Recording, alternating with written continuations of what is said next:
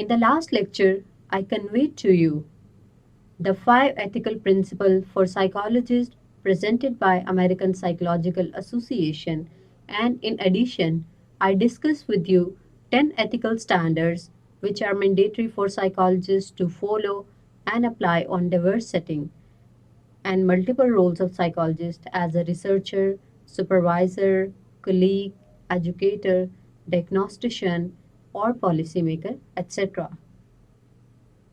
These 10 ethical standards cover major domains where psychologists mostly find conflict and face ethical dilemmas.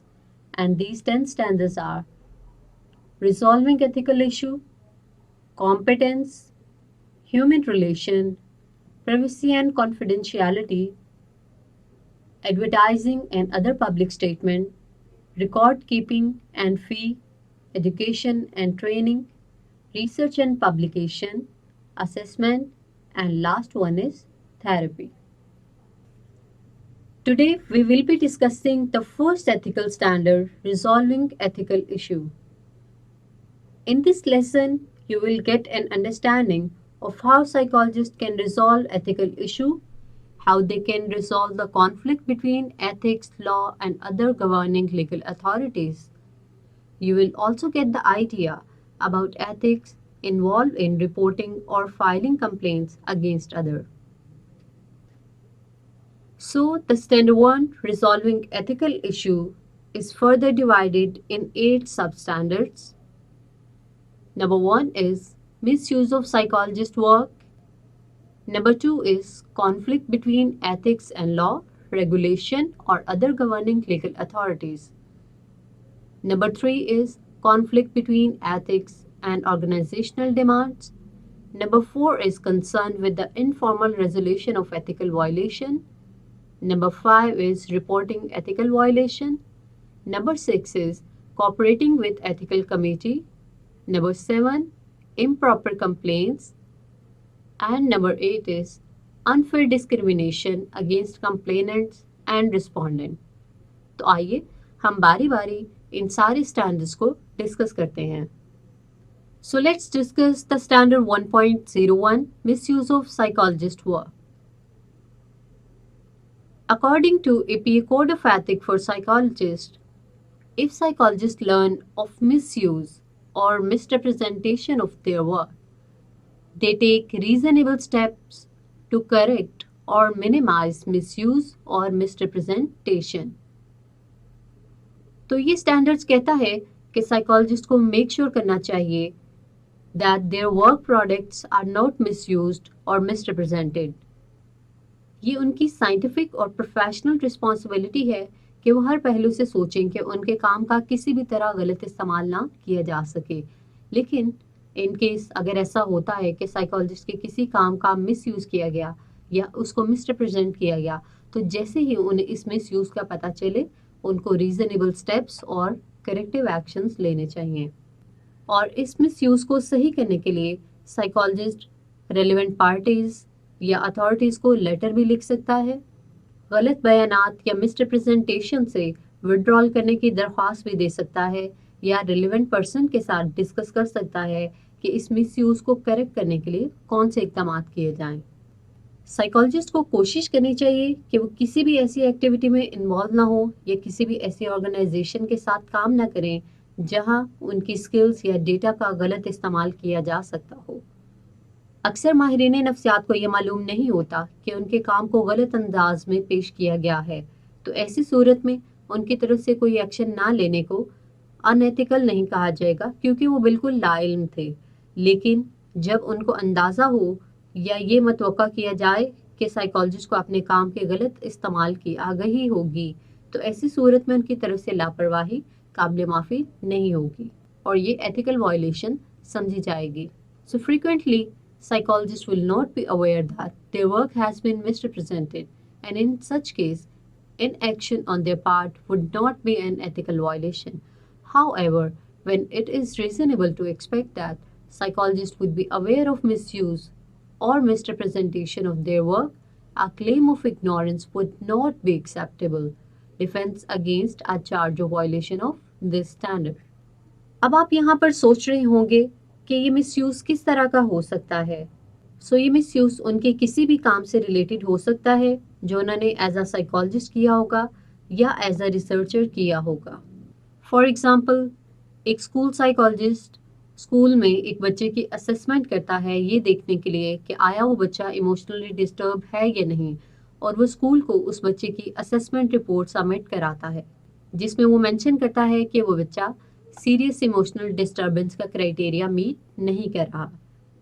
لیکن کچھ دن بعد psychologist کو پتہ چلتا ہے کہ اس کے کام کا غلط استعمال کیا گیا اور پرنسپل نے اسپیشل ایجوکیشن کا کوٹا فل کرنے کے لیے سائیکالوجسٹ کی بنائی گئی رپورٹ کے صرف وہ پارٹ سپرنٹینڈنٹ کو پیش کیے جن میں سے یہ ظاہر ہو سکتا تھا کہ وہ اسٹوڈنٹ ایموشنلی ڈسٹرب ہے.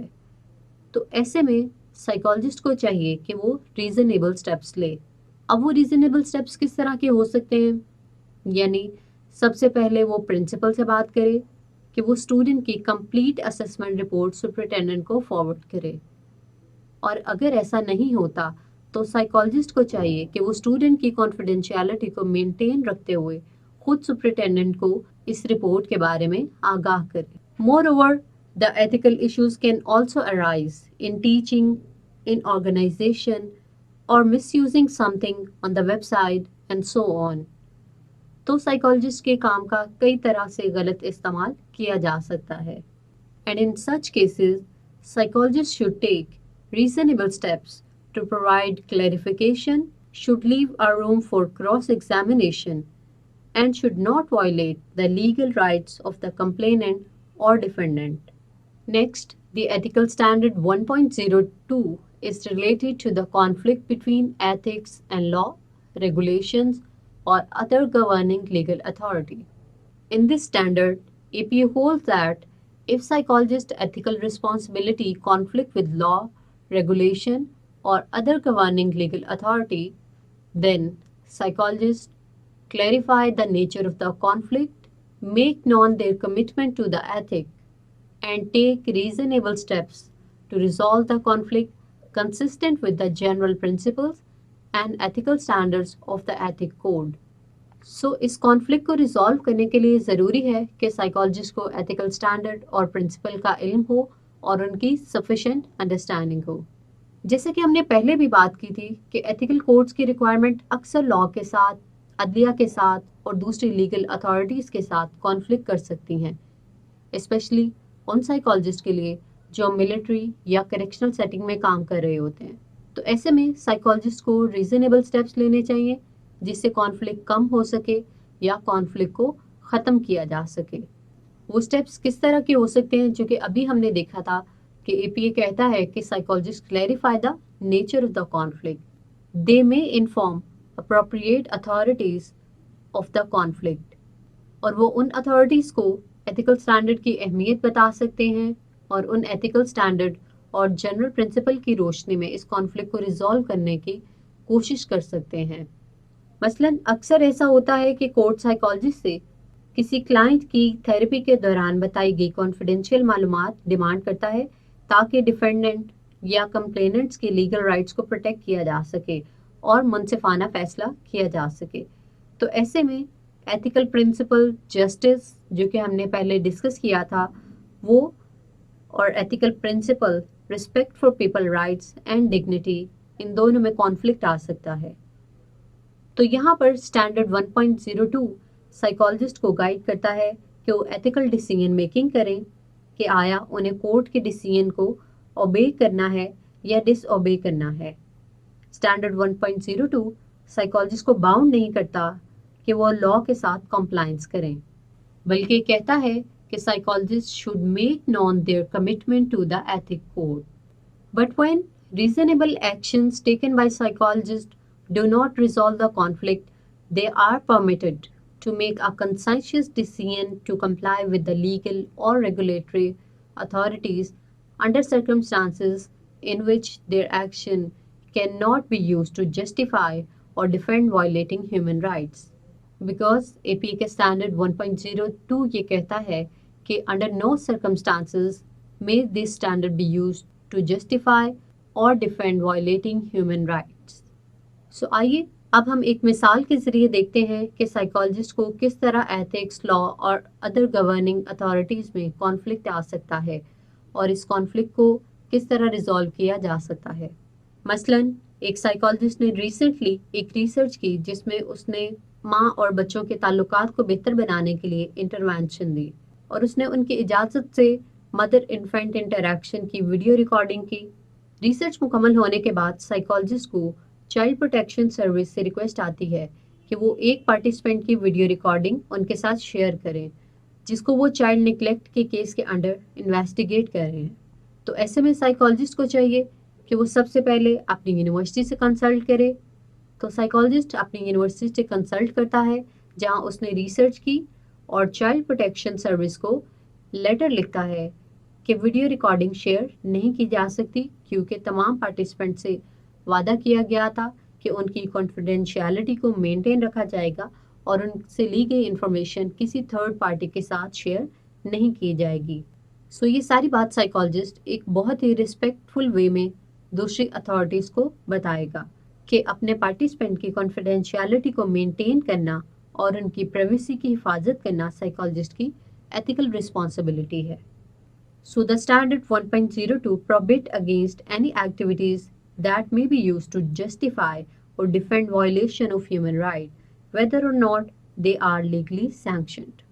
And these human rights can be people's right to life, right to liberty, right to security, right to confidentiality, right to freedom from torture, the right to highest attainable standards of physical and mental health, and many more. Next, standard 1.03 is related to the conflict between ethics and organizational demand. Previous standard میں ہم نے ان conflicts کو particularly لا کے ساتھ اور legal bodies کے ساتھ دیکھا تھا، تو اب ہم دیکھیں گے کہ ایتھک اور آرگنائزیشن کی ڈیمانڈ میں کانفلکٹ کو کیسے ریزالو کیا جا سکتا ہے۔ سائیکالوجسٹ مختلف آرگنائزیشن میں کام کرتے ہیں اور ہر آرگنائزیشن کی اپنی آرگنائزیشنل نارمز ہوتی ہیں۔ مثلاً ایک کمپنی کے اپنے اصول ہوں گے، یونیورسٹی کے اپنے رولز اینڈ ریگولیشنز ہوں گے، کسی اسکول کے اپنے نارمز ہوں گے۔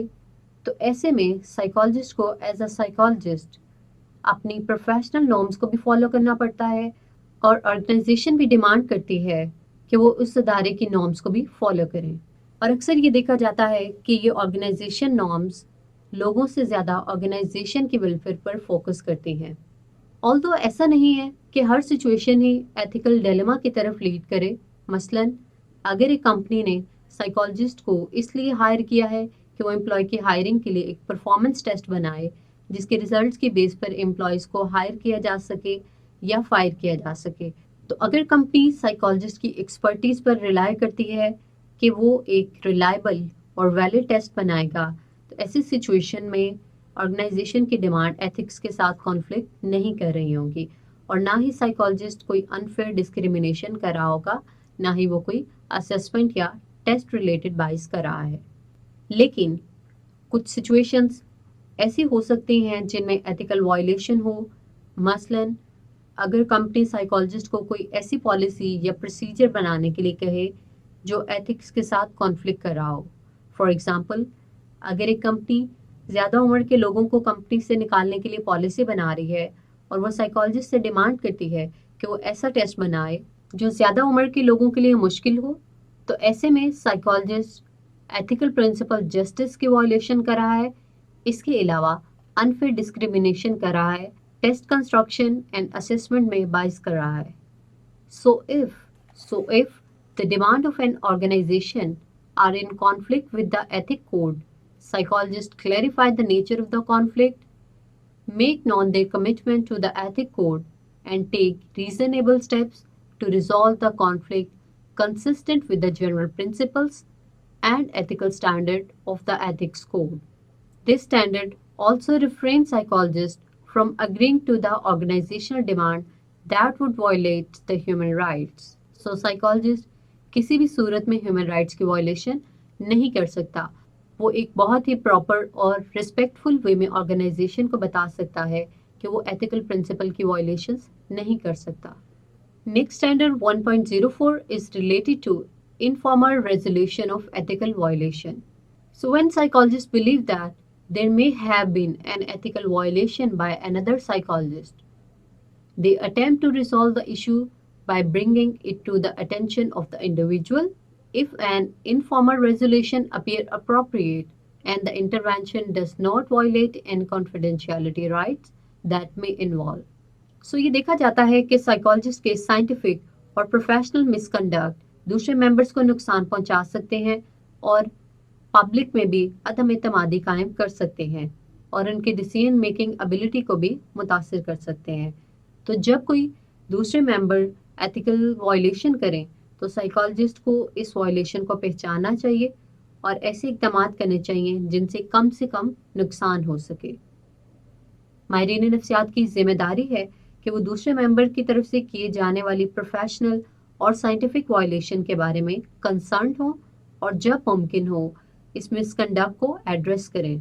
तो यहाँ पर इनफॉर्मल रेजोल्यूशन का मतलब ये है कि जब भी साइकोलॉजिस्ट को खदशा हो कि दूसरे मेंबर एथिकल वायलेशन कर रहे होंगे तो इसकी प्रोफेशनल कंप्लेंट करने की बजाय सबसे पहले उन मेंबर के साथ बात करनी चाहिए, उनकी अटेंशन में ये मैटर लाना चाहिए, उनके साथ डिस्कशन करनी चाहिए और हार्म को कम करने के लिए स्टेप्स लेने चाहिए।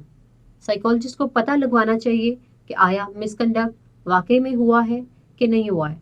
ऐसा ना हो कि वो बिना तहकीक के उसके खिलाफ कोई कंप्लेन कर दे जबकि उसे गलत मालूमात मिली हो। तो साइकोलॉजिस्ट पहले उस मेंबर के साथ डिस्कशन करे जिस पर उसे डाउट है कि उसने कोई एथिकल वायलेशन की है और अगर वायलेशन का खदशा हो तो उसको समझाया जाए।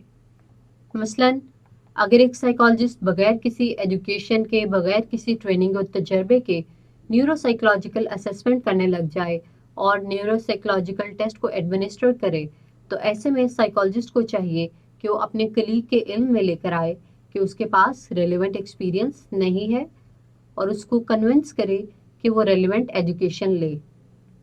तो हम ये कह सकते हैं कि इस सिचुएशन में इनफॉर्मल रेजोल्यूशन तब अचीव होगी अगर कलीग न्यूरोसाइकोलॉजिकल टेक्निक को यूज़ करने से पहले प्रॉपर ट्रेनिंग ले और एजुकेशन ले। अक्सर औकात कोई सिचुएशन ऐसी भी हो सकती है जिसमें इनफॉर्मल रेजोल्यूशन मुमकिन ना हो। मसलन अगर कोई मेंबर जिसने कोई मिसकंडक्ट किया हो उसको साइकोलॉजिस्ट के समझाने से कोई फ़र्क ना पड़े, वो अपनी जगह पोजीशन को छोड़ जाए या उसको अप्रोच ना किया जा सके।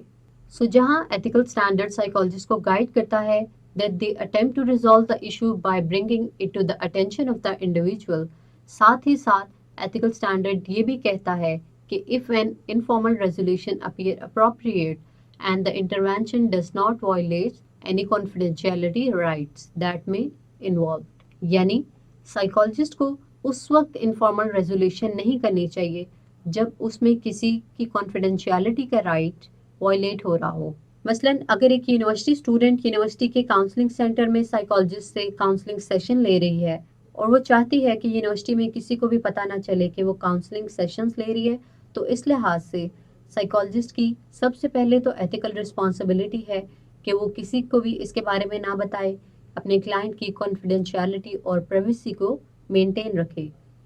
लेकिन ऐसा होता है कि सेशन के दौरान स्टूडेंट साइकोलॉजिस्ट को बताती है कि उनकी क्लास के प्रोफेसर स्टूडेंट से डिमांड कर रहे हैं कि वो अपनी सेक्सुअल हिस्ट्री शेयर करें। तो ऐसे में अगरचे साइकोलॉजिस्ट की जिम्मेदारी है कि वो इस एथिकल वायलेशन के बारे में जानते हुए उसको रिजॉल्व करने की कोशिश करे और उस प्रोफेसर के साथ इनफॉर्मल रेजोल्यूशन करे। लेकिन साइकोलॉजिस्ट ऐसा नहीं करता क्योंकि ऐसा करने से स्टूडेंट की कॉन्फिडेंशियलिटी के राइट्स वायलेट हो सकते हैं and counseling relation could also be at risk. So students, अभी तक हमने ethical standard नंबर 1 के पहले 4 स्टैंडर्ड्स को डिस्कस किया था। अब हम बाकी के 4 स्टैंडर्ड्स अगले टॉपिक में डिस्कस करेंगे।